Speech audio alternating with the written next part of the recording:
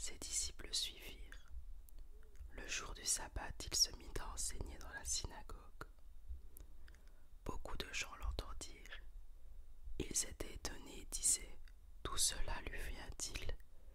Quelle est cette sagesse qui lui a été donnée? Et comment de tels miracles se font-ils par son intermédiaire?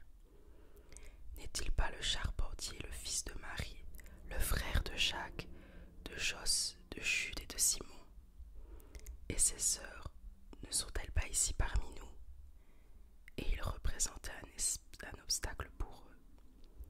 Mais Jésus leur dit: un prophète n'est méprisé que dans sa patrie, parmi ses parents et dans sa famille. Il ne put faire là aucun miracle, si ce n'est qu'il guérit quelques malades en posant les mains sur eux, et il s'étonnait de leur incrédulité. Mission des 12 apôtres. Jésus parcourait les villages des environs en enseignant.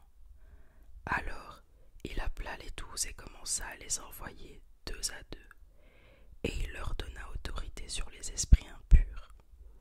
Il leur recommanda de ne rien prendre pour le voyage, sauf un bâton, de n'avoir ni pain, ni sac, ni argent dans la ceinture, de chausser des sandales et de ne pas mettre de chemise.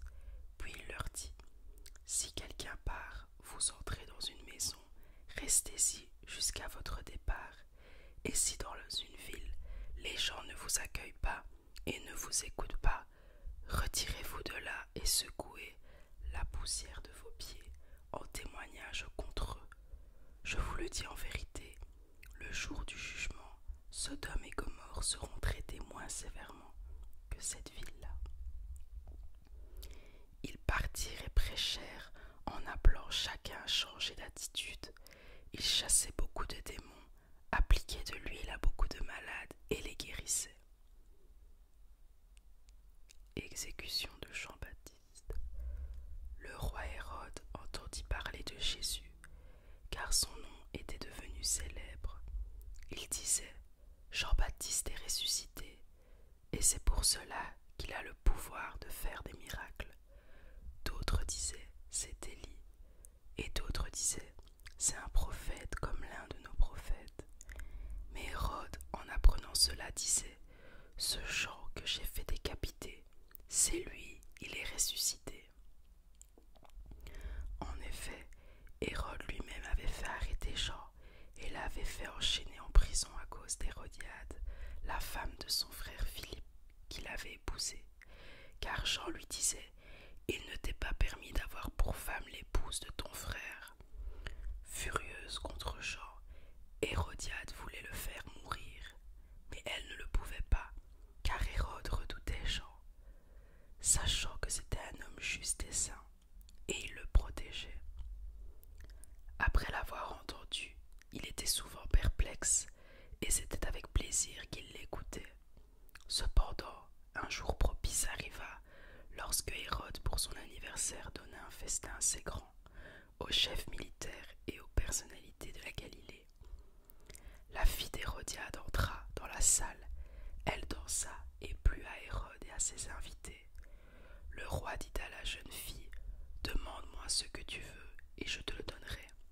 Il ajouta avec serment: ce que tu me demanderas, je te le donnerai, même si c'était la moitié de mon royaume. Elle sortit et dit à sa mère: que demanderai-je? Sa mère répondit: la tête de Jean-Baptiste. Elle s'empressa aussitôt de rentrer vers le roi et lui fit cette demande: je veux que tu me donnes à l'instant, sur un plat, la tête de Jean-Baptiste. Le roi fut attristé, mais à cause de ses serments et des invités, il ne voulut pas refuser. Il envoya sur le champ un garde, avec ordre d'apporter la tête de Jean-Baptiste. Le garde alla décapiter Jean dans la prison et apporta la tête sur un plat. Il la donna à la jeune fille, et la jeune fille la donna à sa mère. Quand les disciples de Jean apprirent cette nouvelle, ils vinrent prendre son corps et le mirent dans un tombeau. Multiplication des pains pour 5000 hommes. Les apôtres se rassemblèrent autour de Jésus et lui racontèrent tout ce qu'ils avaient tout ce qu'ils avaient enseigné. Jésus leur dit: Venez à l'écart dans un endroit désert et reposez-vous un peu. En effet, il y avait beaucoup de monde qui allait et venait, et ils n'avaient même pas le temps de manger. Ils partirent donc dans une barque pour aller à l'écart, dans un endroit désert. Beaucoup de gens les virent s'en aller et le reconnurent, et de toutes les villes on accourut à pied et on les devança à l'endroit où ils se rendaient. Quand il sortit de la barque, Jésus vit une grande foule et fut rempli de compassion pour eux, parce qu'ils étaient comme des brebis qui n'ont pas de berger, et il se mit à leur enseigner beaucoup de choses. Comme l'heure était déjà bien tardive, ses disciples s'approchèrent de lui et dirent: Cet endroit est désert, et il est déjà tard. Renvoie-les, afin qu'ils aillent dans les campagnes et dans les villages des environs, pour s'acheter du pain, car ils n'ont rien à manger. Jésus leur répondit: Donnez-leur vous-même à manger. Mais ils lui dirent: Faut-il aller acheter des pains pour 200 pièces d'argent et leur donner à manger? Il leur dit: Combien de pains avez-vous? Allez voir. Ils s'en assurèrent et répondirent: 5 et 2 poissons. Alors il leur ordonna de les faire tous s'asseoir par groupes sur l'herbe verte. Ils s'assirent par rangées de 100 et de 50. Il prit les 5 pains et les 2 poissons, leva les yeux vers le ciel et prononça la prière de bénédiction. Puis il rompit les pains et les donna aux disciples afin qu'ils les distribuent à la foule. Il partagea aussi les 2 poissons entre tous. Tous mangèrent et furent rassasiés, et l'on emporta 12 paniers pleins de morceaux de pain et de ce qui restait des poissons. Ceux qui avaient mangé les pains étaient au nombre de 5000 hommes. Aussitôt après, il obligea ses disciples à monter dans la barque et à le précéder sur l'autre rive, vers Bethsaïda, pendant que lui-même renverrait la foule. Quand il l'eut renvoyé, il s'en alla sur la montagne pour prier.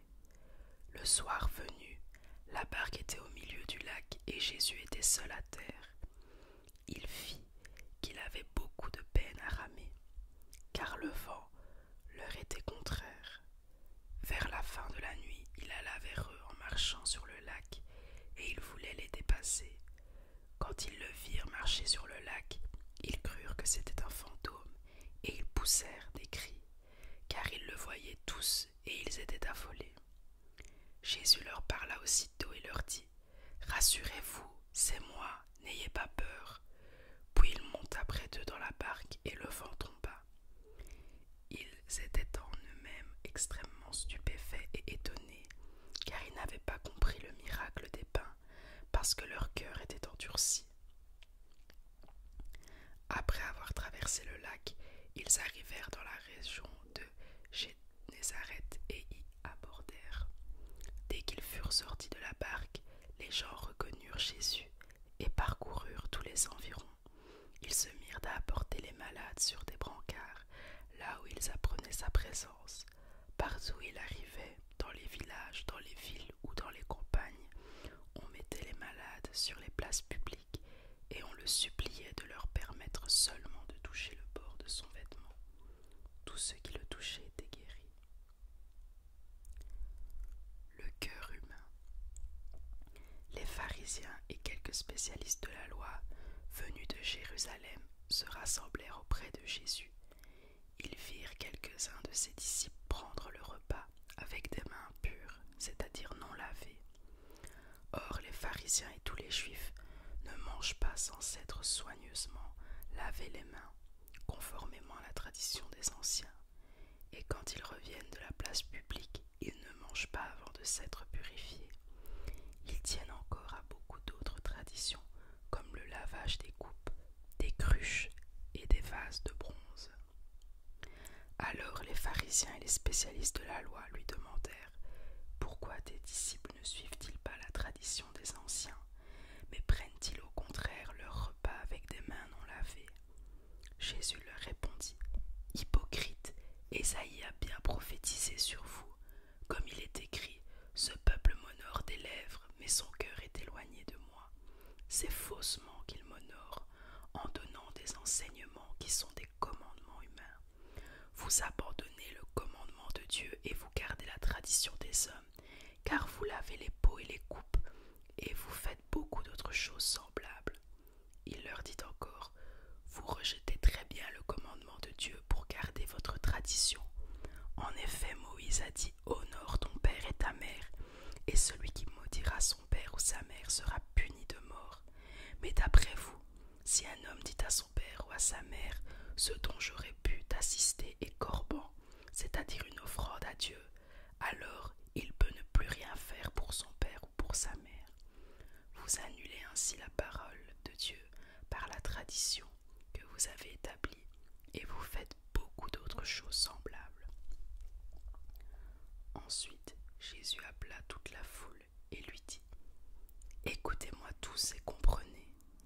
Il n'y a rien d'extérieur à l'homme qui puisse le rendre impur en pénétrant en lui.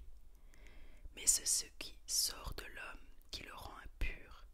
Si quelqu'un a des oreilles pour entendre, qu'il entende. » Lorsqu'il fut entré dans la maison, loin de la foule, ses disciples interrogèrent sur cette parabole.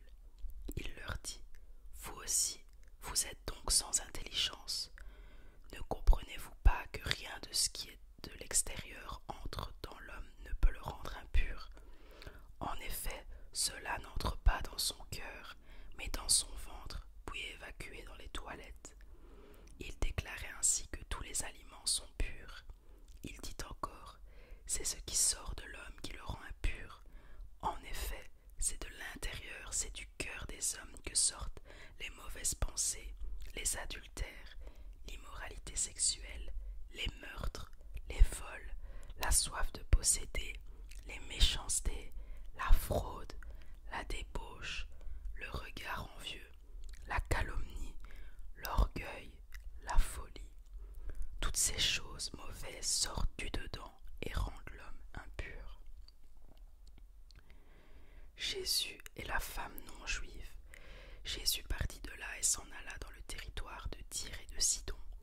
Il entra dans une maison désirant que personne ne le sache, mais il ne put rester caché, car une femme dont la fillette avait un esprit impur entendit parler de lui et vint se jeter à ses pieds.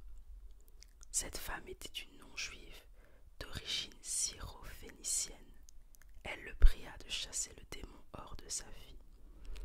Jésus lui dit: « Laisse d'abord les enfants se rassasier, car il n'est pas bien de prendre le pain des enfants et de les jeter aux petits chiens. » « Oui, Seigneur, lui répondit-elle, mais les petits chiens, sous la table, mangent les miettes des enfants. » Alors il lui dit: « À cause de cette parole, tu peux t'en aller, le démon est sorti de ta fille. » Et quand elle rentra chez elle, elle trouva l'enfant couché sur le lit. Le démon était sorti. Jésus quitta le territoire de Tyr et revint par Sidon, vers le lac de Galilée, en traversant la région de la Décapole. On lui amena un sourd qui avait de la difficulté à parler, et on le supplia de poser la main sur lui. Il le prit à part, loin de la foule, lui mit les doigts dans les oreilles et lui toucha la langue avec sa propre salive. Puis il leva les yeux au ciel, soupira et dit: « Ephata », c'est-à-dire « Ouvre-toi ». Aussitôt ses oreilles s'ouvrirent, sa langue se délia, et il se mit à parler correctement. Jésus leur recommanda de n'en parler à personne, mais plus il le leur recommandait, plus il le proclamait. Rempli d'étonnement, il disait: « Il fait tout à merveille, il fait même entendre les sourds et parler les muets. » Voilà, voilà. J'en ai fini avec la lecture biblique de ce jour. J'espère que cette vidéo vous a plu et je vous souhaite